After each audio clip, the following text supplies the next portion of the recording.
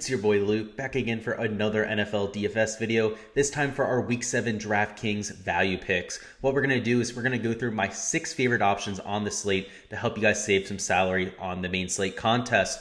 We're going to be using my data-driven approach, as always, to help identify some of the players with the highest floors on the slate, especially down in that $4,000, $3,000 range, as well as some of the guys with the highest upside. We're looking for plays here that are not only going to pay off on a point per dollar basis, but also have very high ceilings for DraftKings GPP contests. On top of these short picks videos, you already have my core picks already up on the channel, where I go through every single position, my favorite 6 picks on that. So I will put a link down in the description for that. Tomorrow on Saturday, we're going to have my fades and sleeper picks coming out. And of course, on Sunday, we have our weekly DFS live stream. That is at 11:30 a.m. Eastern time, covering my player pool, ownership, any live questions you guys have down in the chat. We'll cover weather, some game theory stuff. So make sure to stop on by. I'm going to put a link in the description so you guys can set a reminder for that. But without any more delay, let's hop right into the value picks here for Week 7.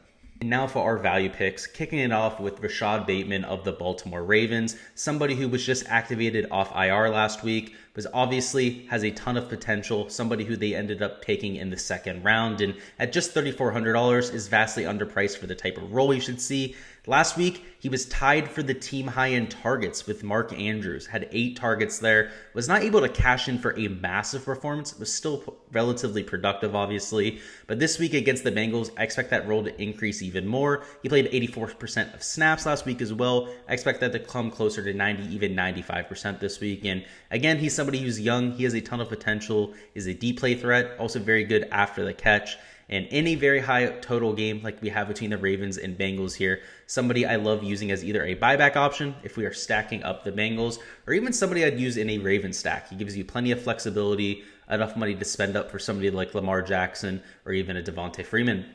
At number 5, we have Nick Westbrook-Ikhine of the Tennessee Titans. He's $3,300, and in this matchup against the Chiefs, we are going to see a ton of points. I mean, I'm expecting 25 plus points scored from each team in this matchup. So Ikhine, somebody who's going to see more playing time this week. We have A.J. Brown is questionable, same thing with Julio Jones, and Julio is at best a game time decision. As of right now, citing a little bit towards doubtful. We'll get a little bit more clarity here on Friday with the injury report, but as of right now, I have Ikhine projected to start, and somebody who last week got plenty of touches in Julio's absence. He saw 4 targets there in that second half, and only saw 1 target there in the first half, showing just how much more involved he can be if Julio is out of this game. And again, this is one of the highest over-unders on the entire slate. So if the Chiefs go out there, end up destroying the Titans, Ikhine probably going to get plenty of garbage time production. And even in a relatively close game, I think he gets plenty of touches as well. Again, Julio Jones likely to be sitting here. So Ikhine, the clear number 2 option, especially with Chester Rogers already marked as out.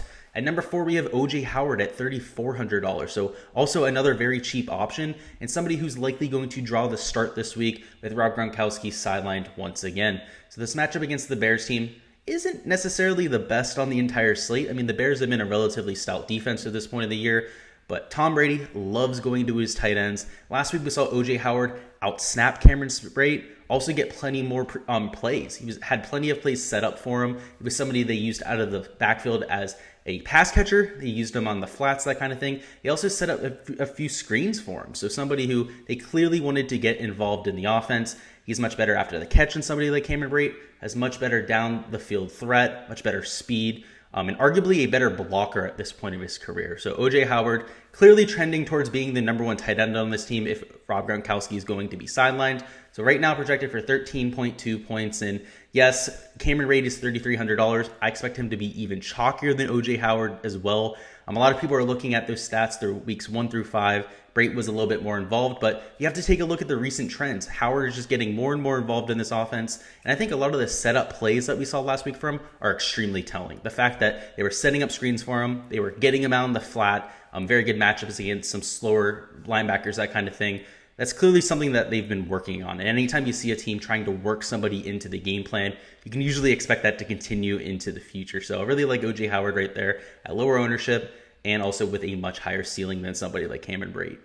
Quickly before we hop into our last 3 value plays, just want to remind you about my NFL Patreon projections page. On there, you guys can get my projections for every player this week, whether it's for Showdown, whether it's for the main slate. I've got you covered. We got projected points on there, ownership rankings. We have some custom model rankings in terms of matchups, that kind of thing. And of course, our player pool and Discord server. So best part about it, it is only $1 for the month, 25 cents for the week. A link will be in the description for you guys to join and get access to all of that data. And now continuing with our values, next up we've got Robby Anderson at $4,800. And this Panthers-Giants game is going to be one of the higher owned targets on the entire slate. You have plenty of injuries on this Giants side, so you're going to have plenty of chalky options there with the value that's opened up. But for me, perhaps even more interesting is this Panthers side that has been much more productive in terms of offensive plays to this point in the year. Also, Robby Anderson dealing with a little bit of injury situation himself. So as of right now, you have Marshall already marked as out. Brandon Zylstra just added to IR. So Robby Anderson was already the clear number 2 wide receiver on this team. Now is going to get even more usage with those other guys out. Last week, he saw 11 targets. The week before that, he saw 8 targets. The unfortunate part, he only has 5 catches between those 2 weeks. So somebody who has one of the highest totals in the entire NFL in terms of air yards, is getting plenty of looks, just perhaps unluckily isn't bringing them down. So to this point, I think that he's due for a ton of positive regression. You can see I have him projected right there for 16.7 points. And despite being $4,800, is one of the highest point per dollar plays on the entire slate. So that should tell you pretty much everything you need to know. I also think he's going to be relatively overlooked. A lot of people are going to try and use DJ Moore as a buyback for their Giants stacks. So why not go to somebody like Anderson, who potentially has the same type of ceiling, especially with those other tertiary options knocked out of the lineup at a lower price and at lower ownership. So hopefully I sold you on that there. Somebody I'll have in plenty of my lineups this week. At number 2, we have Tyler Johnson at an even $3,000. Unbelievably cheap. He's at the minimum price tag here, and somebody who's going to be the cleared number 3 wide receiver for this Buccaneers team. So they're playing against the Bears. We've already went over why I like somebody like OJ Howard, who's going to be starting in Gronkowski's absence. But now with Antonio Brown out of the offense, there's 2 of the main weapons for Tom Brady that he's not going to be able to rely on. And to this point of the year, Tyler Johnson has gone a lot of those targets as the number 3 wide receiver. Obviously, Scotty Miller's still on the IR, so I think that has a lot to do with it. But in his starts, in his snaps, Johnson's been effective. He's been targeted as well. Tom Brady clearly isn't shying away from using some of his younger targets. So at the dead minimum price tag, obviously going to be one of the better plays on the slate. I have him projected for 14.5 points right now. But we've seen the number 3 wide receiver, and I say quote-unquote number 3 wide receiver for the Bucs, play a lot better than that in the past. Obviously, Antonio Brown, the quote-unquote number 3 wide receiver there, is averaging well over 17 points a game. So I like his upside. Obviously could put up an 18 or a 19-point performance, which would be excellent there at $3,000. But I think in terms of a median point projection, he's going to be more than good enough as well. But now at number 1, he's by far the best value play on this slate. It's why you only see one running back on this list. It's because I'm going to have a ton of Devonta Freeman. I'm not going to have many opportunities to add another value running back. So at $4,400 in his matchup against the Cincinnati Bengals, he is definitely expected to get the start here. So Latavius Murray has not practiced all week. He did not play last week.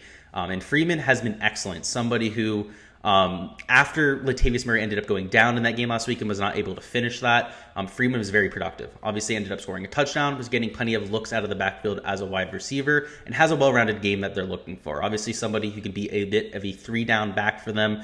Tyson Williams, a little bit more of just a pure rusher. So I do expect Freeman to outsnap somebody like Tyson Williams quite heavily, probably in like a 70% to 30% clip.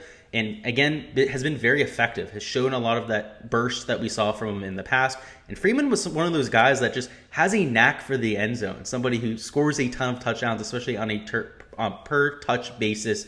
So in this high volume matchup between the Ravens and the Bengals, definitely going to be one of my higher owned options, period, on the entire slate. That's all I've got for my week 7 value plays, guys. Go ahead and let me know down in the comments who you've got as your favorite value play. Obviously, for me, it's not even close. It's going to be Devonta Freeman. I do think that Tyler Johnson has a lot of upside, though, but go ahead and let me know who you've got so we can get some debate down there. As always, guys, I really appreciate your support here on the channel. If you guys haven't already liked the video, if you haven't already gone and subscribed to the channel as well, make sure you guys go ahead and do so. That way you guys don't miss any of the content I post in the future. We're going to have even more Week 7 content coming out. Of course, that live stream on Sunday I mentioned at 11:30 a.m. Eastern Time. But on top of NFL content, we have PGA Tour content in terms of DraftKings DFS plays. We also have UFC content for all the DraftKings slates, especially for the bigger cards out there, and NBA content to come as well. So Lots out there, pretty much something for everybody. So if you enjoy this database content, make sure to stay subscribed for more. Until next time, guys, good luck with all of your lineups for this week. I'll see you guys tomorrow morning for the Week 7 fades and sleepers, and of course, the Sunday morning live stream at 11:30 a.m.